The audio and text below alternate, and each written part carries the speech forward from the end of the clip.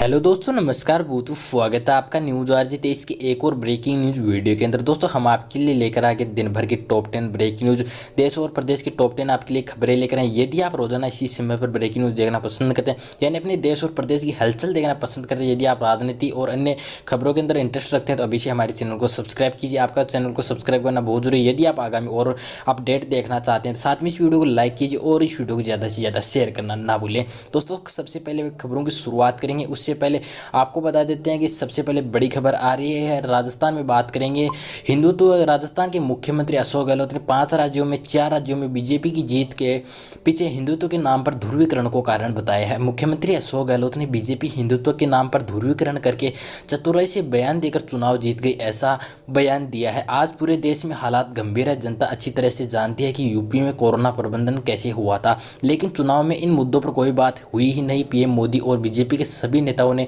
अपनी चतुराई से अपनी बात कही और मीडिया स्क्रीन ने भी उनका साथ दिया, यानी मीडिया के ऊपर भी उन्होंने आरोप लगाए। बात करते हैं राजस्थान सीएम अशोक गहलोत का दावा है कि स्क्रीन के खेल ने पूरा खेल बदल कर रख दिया है। यही वजह है कि लोगों का माइंड बदला और वो मुद्दों की चिंता किए बिना बीजेपी को वोट दिया। गहलोत शनिवार को दांडी मार्च 92वीं वर्षगांठ पर जयपुर में अपना भाषण दे रहे थे और उन्होंने कहा था मोदी चतुराई से भाषण देते और लोग उस पर विश्वास कर लेते हैं।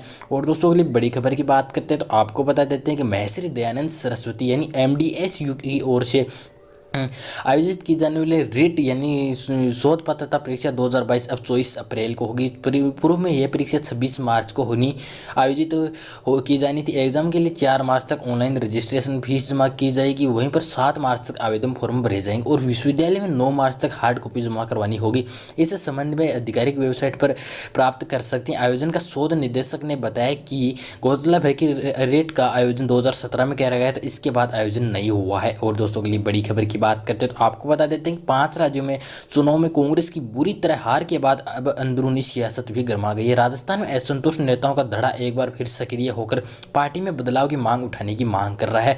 कांग्रेस के राष्ट्रीय अध्यक्ष की कमान किसी युवा नेता को देने की मांग उठने लगी। कांग्रेस के पूर्व प्रवक्ता और लेखक संजय झा ने झा के अलावा अजमेर लोकसभा के कांग्रेस उम्मीदवार रहे रिजू झुंझुनवाला ने सचिन पायलट को राष्ट्रीय अध्यक्ष बनाने का सुझाव दिया है। सूत्रों के मुताबिक कांग्रेस के G23 नेताओं ने भी बैठक पर कमान युवाओं हाथों में सौंपने की मांग उठाई है। संजय झा ने लिखा कि अब वक्त आ गया है कि कांग्रेस पायलट को कांग्रेस का नेतृत्व करने की जिम्मेदारी दी जाए। वहीं पर पायलट की मेहनती 24 घंटे काम करने वाले जीत के लिए लालायित और अच्छे वक्त हैं। संजय झा ने 5 राज्यों में कांग्रेस की बुरी तरह हार के बाद संगठन के स्तर पर बड़े पैमाने पर बदलाव करने की मांग की है। और दोस्तों, अगली बड़ी खबर की बात करते हैं तो आपको बता देते हैं जनगणना 2021 के लिए नागरिकों को ऑनलाइन जनगणना की सुविधा दी जाएगी। आपको बता देते हैं कि 2021 की जनगणना के लिए लोग खुद जनगणना कर सकेंगे, सब जनगणना की सुविधा दी जाएगी। बात करते इसके लिए सरकार ने जनगणना के नियमों में भी बदलाव किया है। हालांकि ऑनलाइन जनगणना के साथ अब भी घर घर जाकर डेटा कलेक्ट किया जाएगा। केंद्र सरकार ने पिछले साल डिजिटल जनगणना कराने का फैसला किया था।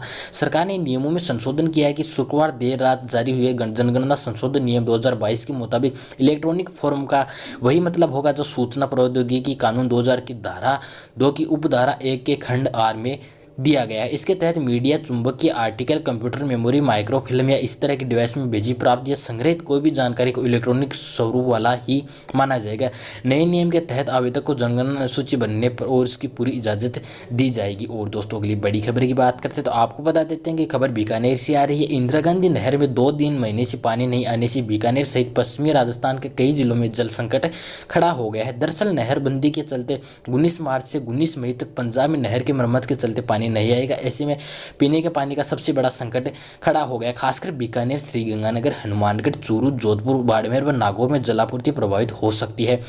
वैसे तो नहरबंदी 2 महीने तक है, लेकिन 1 महीने तक पंजाब में पीने का पानी मिलता रहेगा। ऐसे में 19 अप्रैल तक पीने का पानी आएगा, लेकिन इसके 1 महीने बाद नहर में पानी नहीं आएगा। ऐसे में जलदाय विभाग को अपने जलाशयों से ही पानी की आपूर्ति करनी होगी। विभाग के पास 20 दिन का पानी रहता है। 20 दिन का पानी 30 दिन देने की चुनौती का सामना करने के लिए जलदाय विभाग 1 दिन छोड़कर 1 दिन पानी दे सकता है। ऐसे में 19 अप्रैल को से ही 1 दिन बाद पानी आने की व्यवस्था की जाएगी। और दोस्तों, अगली बड़ी खबर की बात करते हैं तो हम आपको बता देते हैं कि राजस्थान में मौजूदा समय शराब की दुकानें चला रहे 68% ठेकेदार अगले महीने से शराब की दुकान चलाने के लिए तैयार नहीं हैं, क्योंकि क्योंकि इन ठेका संचालकों ने राज्य सरकार की ओर से 2 साल के लिए लाइसेंस रिन्यू के लिए दिए गए प्रस्ताव को मानने से इनकार कर दिया। इस कारण सरकार को अब राज्य में 5195 दुकानों को फिर से नीलाम करना पड़ेगा, जो 22 मार्च से 6 चरणों में होगी। वहीं पर दूसरी तरफ मौजूदा समय में ठेकेदारों को इतना शराब बेचने का टारगेट दे रखा है कि मजबूरन अब उन्हें शराब डिस्काउंट रेट पर बेचनी पड़ रही है।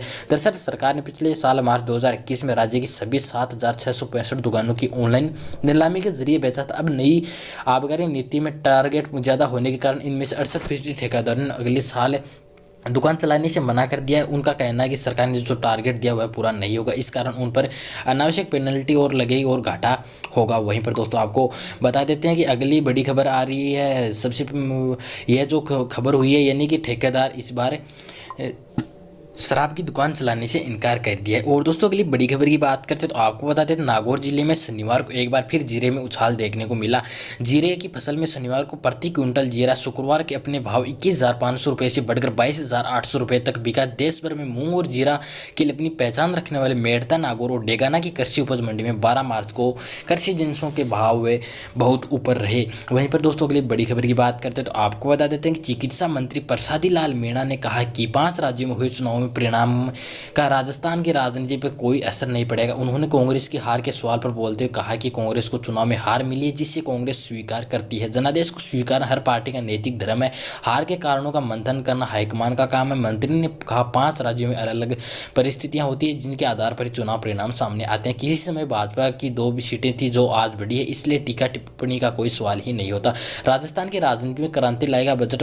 प्रसादी लाल मीणा ने कहा कि मुख्यमंत्री अशोक गहलोत ने कर्मचारियों के लिए ओल्ड पेंशन योजना को फिर से लागू कर देश में इतिहास रचा है। अन्य प्रदेशों को भी पुरानी पेंशन लागू करना पड़ेगा, जो नहीं करेगा उसकी दुर्गति होगी। कर्मचारियों के लिए हितों को सुरक्षित रखना सरकार का अधिकार है। और दोस्तों अगली बड़ी खबर की बात करते हैं तो आपको बता देते हैं कि बीते गुरुवार को 5 राज्यों में चुनाव नतीजे आ गए, जहां पर 4 राज्यों में बीजेपी की बम्पर जीत हासिल हुई। इस पर बीच राजस्थान में मुख्यमंत्री अशोक गहलोत ने उत्तर प्रदेश में बीजेपी की जीत के लिए मीडिया को जिम्मेदार ठहराया। उन्होंने पूरी मीडिया ने चुनाव को जिस तरह से फोकस किया उस पर लोगों का माइंड बदला और बीजेपी जीती। दरअसल गहलोत ने दांडी यात्रा की स्मृति में दांडी यात्रा निकाली। उन्होंने कहा कि इस यात्रा में साथ कांग्रेस कार्यकर्ता शरीक हुए। ये यात्रा शांति और अहिंसा निदेशालय, खादी बोर्ड, जेएलएन मार्ग से गांधी सर्किल तक निकाली गई। मुख्यमंत्री अशोक गहलोत ने कहा यात्रा का मकसद दुनिया और देश में अमन शांति, यूक्रेन रूस की शांति, हमें गांधी के मार्ग पर चलने की जरूरत है।